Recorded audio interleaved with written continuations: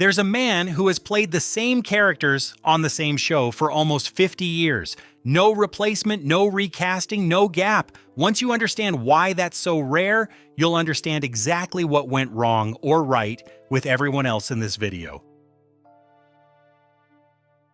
His name is Dave Goelz. In an earlier video about Muppet characters who left the show, we said that after Jerry Nelson's death in 2012, nobody remained from that very first season still performing their original characters.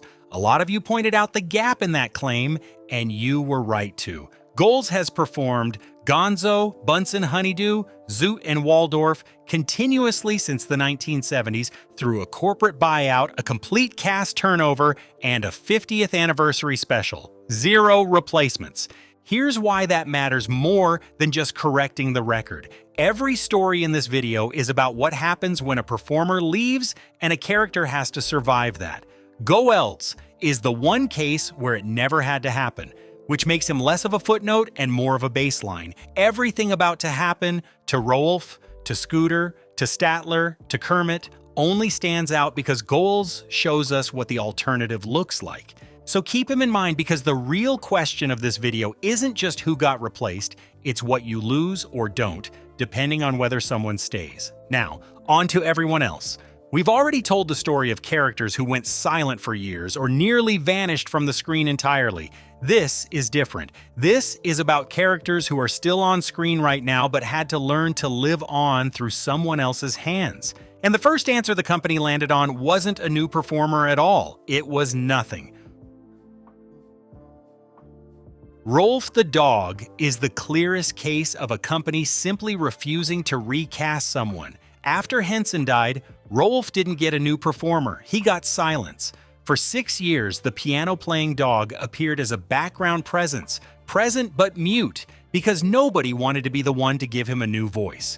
It wasn't until 1996 on Muppets Tonight that Bill Barretta carefully eased the character back to life, starting with just a few cautious lines before fully inhabiting the role. We've covered this story in detail before, so we won't repeat it here.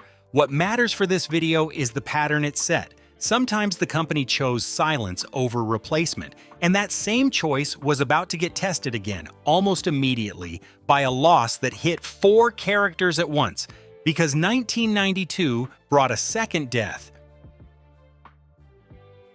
Richard Hunt, one of the show's most versatile performers, passed away that January, and his loss hit harder than almost any other because Hunt didn't play one character, he played 4. He was also, by every account from the people who worked with him, the most relentlessly joyful performer on the entire set.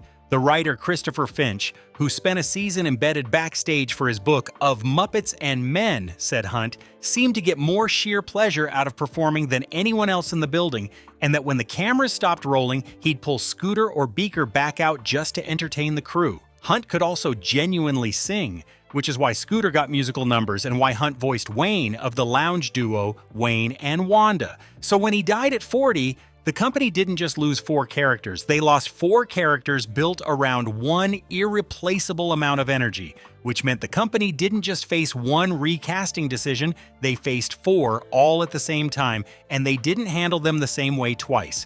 Take Scooter, the stage manager who spent the original series chasing after Kermit with clipboards and excuses. After Hunt's death, Scooter essentially vanished.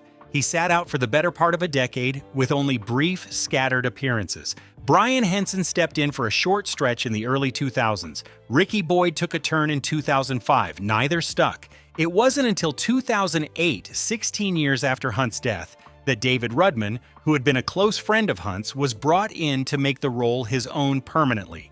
Janice tells an even messier story than most people realize. She didn't start with Hunt at all. The character's first performer was Fran Brill, back in the very first pilot. Then Aaron Osger played her for the entirety of season 1, giving her a softer, more reserved personality than the one we know today. It was only in season 2 that Richard Hunt took over and invented the laid-back Valley Girl voice that became iconic. After Hunt's death, Janice barely appeared for years, with occasional one-off performances from Brian Henson and later Tyler Bunch, before David Rudman finally stabilized the role in 2008, the same year he took over Scooter. 3 different performers before the character even found her permanent voice, and we're still only halfway through what Richard Hunt left behind. Beaker's transition is the one with the best behind-the-scenes story. Steve Whitmire took over the character in 1992 for The Muppet Christmas Carol, and while studying Hunt's original performance, he noticed something strange. Hunt made Beaker's nervous me sound by inhaling, not exhaling, which is the opposite of how most performers would instinctively do it. Whitmire copied the technique exactly, and the transition landed almost perfectly invisible to audiences. After Whitmire's own departure in 2016, Rudman picked up Beaker too, which means he now performs every major character Richard Hunt originated who's still active today. One man's entire legacy rebuilt inside someone else's hands. By 2008, the company had clearly learned something from how badly the long silence had gone. That year, there was an actual sit-down meeting between Rudman, Whitmire, Matt Vogel, Jerry Nelson, and 2 other longtime puppeteers specifically to plan out who would inherit which legacy characters. It wasn't an accident that Scooter, Janice, and the rest came back to life in the same year. It was a deliberate decision to stop letting silence be the default.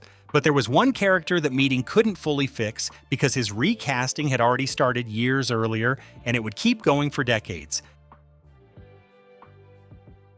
That character is Statler, and his story isn't really about who replaced him, it's about one question: who actually held on to that seat the longest? Here's the strange part. Statler wasn't always paired with the same partner in crime he is today. In the very first pilot, Jerry Nelson played him, while Henson played Waldorf. Then Nelson became unavailable right as the real series started, so Richard Hunt stepped in instead, and Hunt is the one most fans actually picture when they think of classic Statler. When Hunt died in '92, Nelson came back to reclaim the role he'd originated in the first place and held it for over a decade until health problems forced him out in 2003. Steve Whitmire then took the role full-time, and even squeezed in a strange detour along the way. A short-lived web series briefly used 2 completely different performers in the roles just for fun, before handing it right back.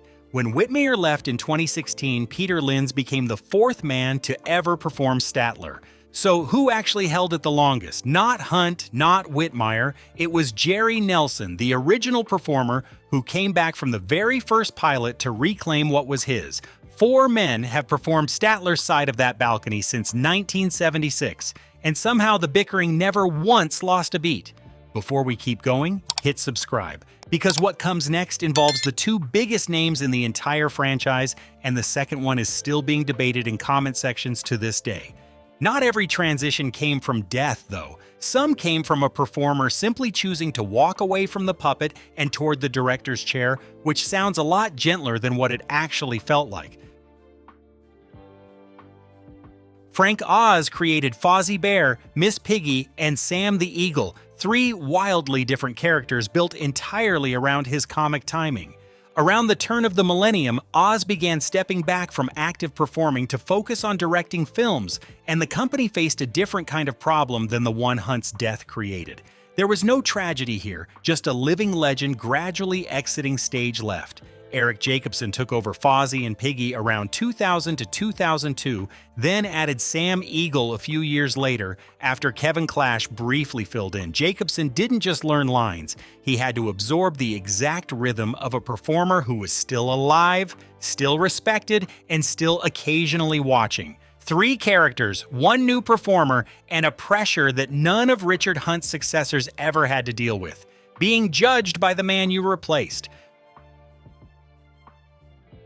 Which brings us to the one replacement bigger than all the others combined. When Jim Henson died suddenly in May of 1990, the entire company faced a question with no good answer: who could possibly become Kermit the Frog? The role went to Steve Whitmire, who had been quietly training alongside Henson for years. Whitmire has said he kept the puppet at home for weeks before he was ready to put it on, terrified of what it meant to become the voice of a character that defined an entire studio. When he finally did, fans largely embraced him, not as a replacement, but as the person carrying something forward. Whitmire held Kermit for 26 years. Then in 2016, after long-running disputes with colleagues and the Henson family, he was let go, and Matt Vogel became Kermit in 2017. Unlike Whitmire's quiet, almost reverent transition, Vogel's arrival came with public statements, fan arguments that are still ongoing, and a noticeably deeper voice that some longtime viewers still aren't used to. Two performers, two completely different emotional textures, one frog who never stopped hosting the show. So here's what all of these stories actually add up to. Every time a Muppet performer left, by death, by choice, or by termination, the company faced the same decision: silence the character or hand them to someone new. Sometimes they waited years, sometimes they moved in days, and through every single one of those decisions, one man never had to be replaced at all because he never left. That's the real headline of this story, not who took over, who never had to.